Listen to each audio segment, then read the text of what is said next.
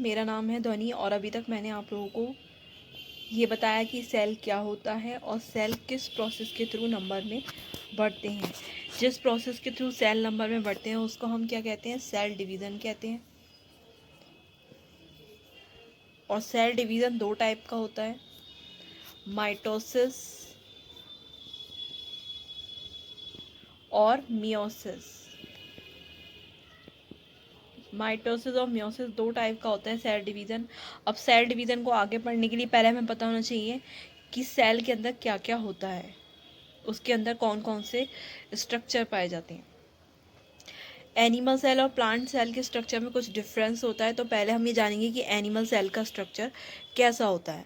Animal cell की जो shape होती है वो लगभग सर्कुलर या ओवल होती है और उस पर बहुत सारे इंपॉर्टेंट ऑर्गन पाए जाते हैं। और सेल के जो ऑर्गन होते हैं उनके लिए ऑर्गन वर्ड यूज़ ना कर करके हम ऑर्गेनेल वर्ड का यूज़ करते हैं।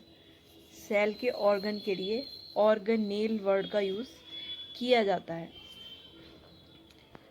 जो सबसे इम्पॉर्टेंट ऑर्गेनेल होता है वो होता है सेल का न्यूक्लियस।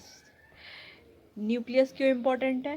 न्यूक्लियस इसलिए इम्पॉर्टेंट है क्योंकि ये सेल की सारी एक्टिविटीज़ के ऊपर अपना कंट्रोल रखता है, इसलिए न्यूक्लियस सबसे ज़्यादा इम्पॉर्टेंट है।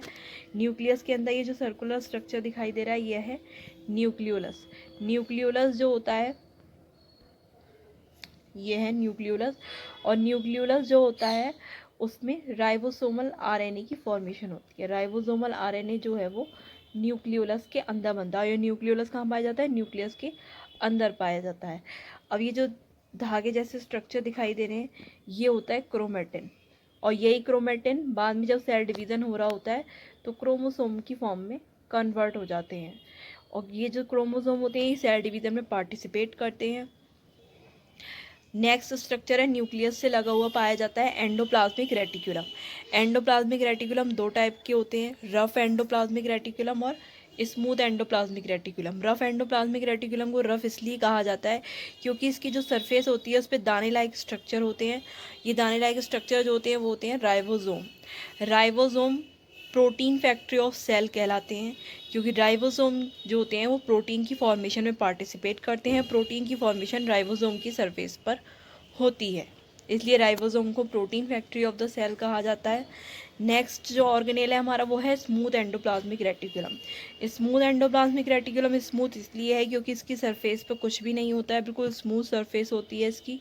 और इन वाले जो एंडोप्लाज्मिक रेटिकुलम है इनका काम होता है फैट की फॉर्मेशन करना। जो वसा का जो निर्माण है वो स्मूथ एंडोप्लाज्मिक रेटिकुलम के अंदर होता है।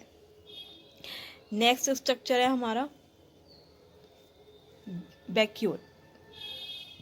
वैक्यूल जो होता है वो स्टोरिंग ऑर्गन की तरह काम करता है। जो भी एक्स्ट्रा सब्सटेंस होता है सेल का वो वैक्यूल के अंदर स्टोर हो जाता है, चाहे वो यूजफुल हो चाहे यूजलेस हो। तो यानी कि जो वैक्यूल है एक तरीके से स्टोरिंग ऑर्गन की तरह काम करती है।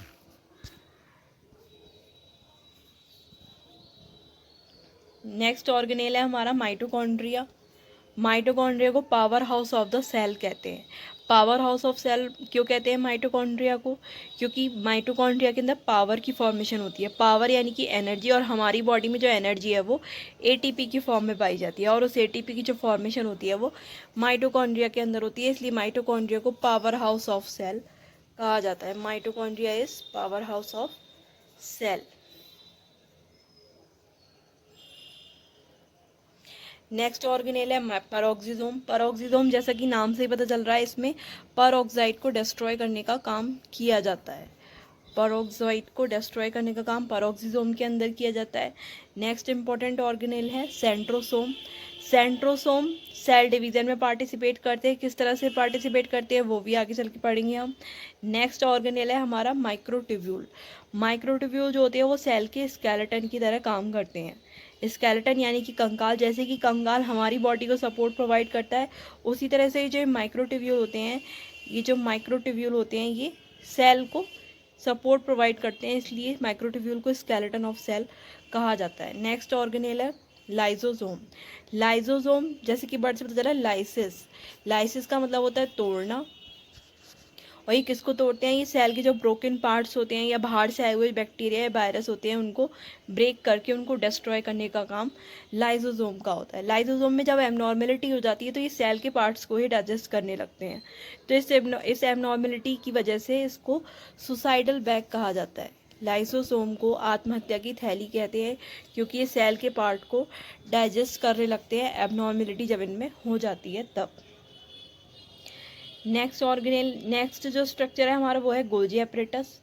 जो गोल्जी एपरेटस है और जो एंडोप्लाज्मिक रेटिकुलम है ये मिलके क्या करते हैं, ये मिलके किसी भी मटेरियल की या किसी जैसे एंजाइम है, हार्मोन है या कोई भी चीज़ जो सेल के अंदर बन रही है उसको फाइनल फॉर्म में तैयार करते हैं ताकि सेल उसको यूज़ कर सके। तो ये इनका काम है मटेरियल्स की प्रोसेसिंग करना। नेक्स्ट स्ट्रक्चर है साइटोप्लाज्म। साइटोप्लाज्म जो होता है वो लिक्विड फॉर्म में होता है इस तरह से। इसी लिक्विड में सेल के सारे स्ट्रक्चर होते हैं। अब जितने भी स्ट्रक्चर हमने सेल के अंदर देखे तो उनके चारों तरफ एक बाउंड्री होती है, एक स्ट्रक्चर होता है जो उनको एक जगह बाउंड करके रखता है, उसको हम कहते हैं सेल या प्लाज्मा मेम्ब्रेन। तो प्लाज्मा मेम्ब्रेन का काम है सेल को बाउंड करके रखना। तो ये सारे स्ट्रक्चर सेल के अंदर होते हैं। अब सेल नेक्स्ट जो मैं आपको बताऊंगी वो है प्लांट सेल का स्ट्रक्चर, वो अब मैं आपको नेक्स्ट वीडियो बताऊंगी। और तब तक